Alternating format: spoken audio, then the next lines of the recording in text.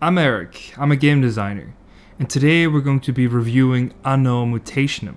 Anno Mutationem combines 2.5D within the overworld, with 2D combat scenarios within the missions. This combination between 2.5D and 2D allows the game to shine in both departments.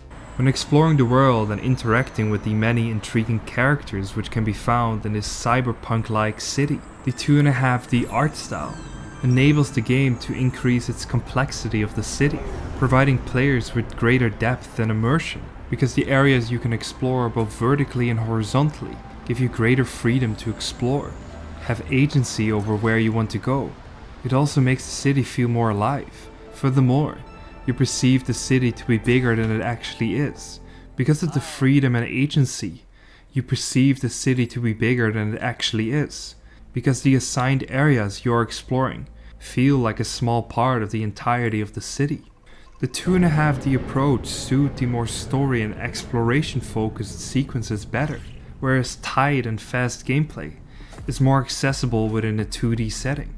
Anno Mutationem uses the limitations of 2D to their advantage, by having combat focus on the execution of your timing and positioning.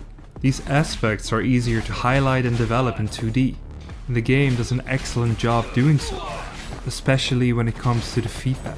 For example, every time you hit an enemy they slightly light up, not just to indicate that you've hit them successfully, but also to provide a sense of satisfaction.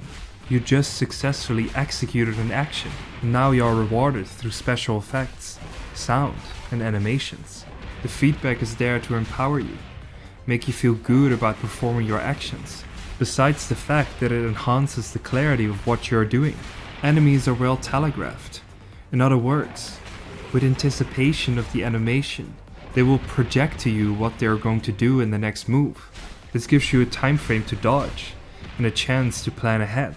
The type of combat presented suits the 2D graphics, but in addition to that, the 2D graphics are used to set the scene, add a different perspective to the cyberpunk city, and furthermore, increase the scope of the world. Running along the 2D rooftops and having the cyberpunk city in the background coherently ties the experience together and adds a whole other dimension to the world you are playing in.